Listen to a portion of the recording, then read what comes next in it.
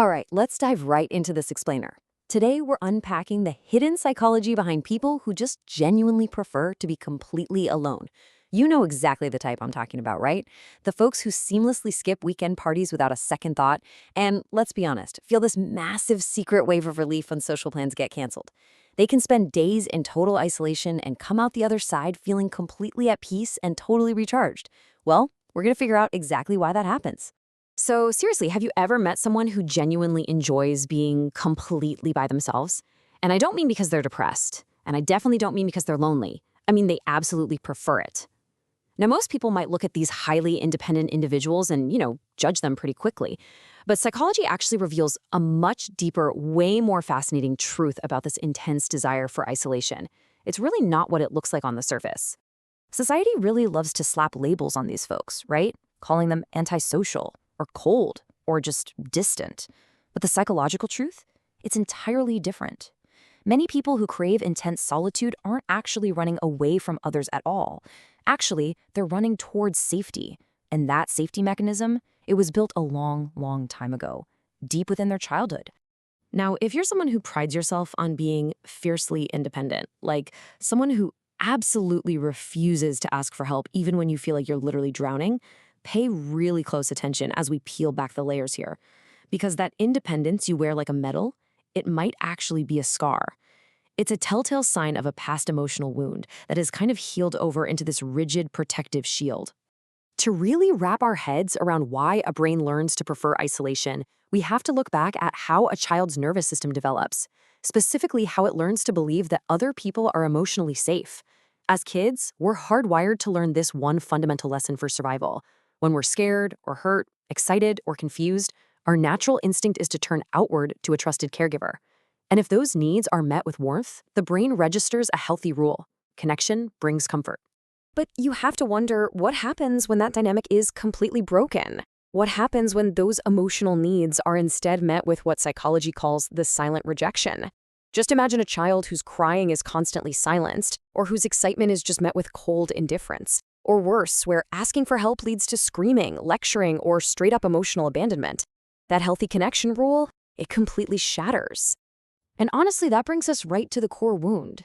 The child's brain obviously doesn't consciously choose this, but it's forced to adapt just to survive. It learns this incredibly tragic subconscious rule. Depending on other people is risky, and showing vulnerability only leads to disappointment. Because of this, the child makes a brilliant, yet completely devastating subconscious trade. They just stop looking outward for comfort.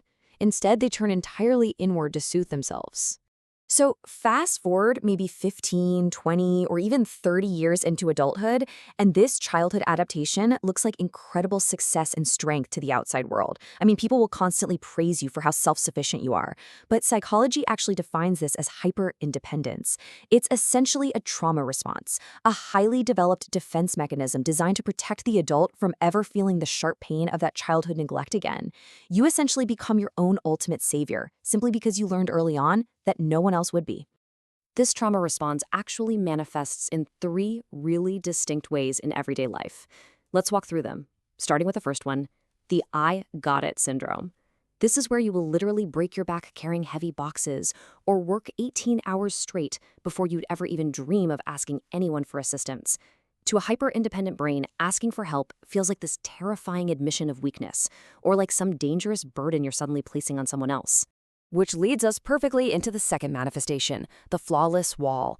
This explains exactly why you might be everyone's go-to person for emotional support and advice. You're an exceptionally good listener for everyone else. But the exact moment the focus turns to your own problems, boom, you shut down. You crack a joke to deflect, or you quickly change the subject. You maintain this flawless exterior because you absolutely refuse to let people see you bleed. And then there's the third trait, the preemptive ghost. This is such a fascinating defensive maneuver. If you feel someone getting just a little too close to you emotionally, or if you sense even a minor, subtle shift in their energy, you pull back immediately. You isolate yourself and basically disappear before they even have the chance to reject you. You're essentially rejecting them first to protect your own nervous system from that anticipated disappointment. Now, here is a major misconception we really need to clear up. A lot of people assume these individuals just hate humanity.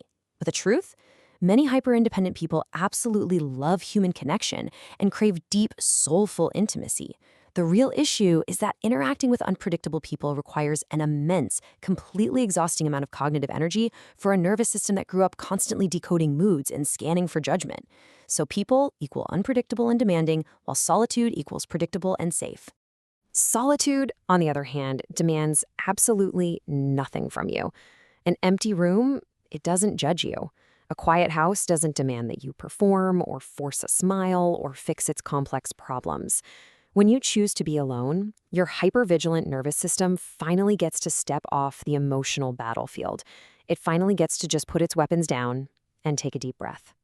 And, it is so important to emphasize here that preferring solitude is not inherently a flaw, not at all. In fact, some of the most creative, highly intuitive, and emotionally intelligent individuals in history have utilized isolation as a really beautiful sanctuary. It can be this profound space for self-discovery, creativity, and deep, deep internal peace.